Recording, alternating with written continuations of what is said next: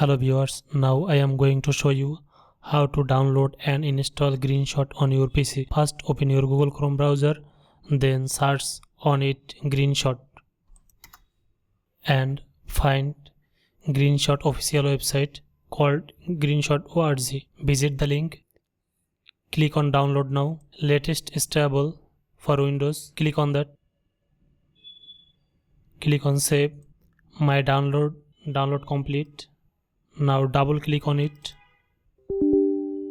Click on yes. Select your language. I select my language English. Then click on OK.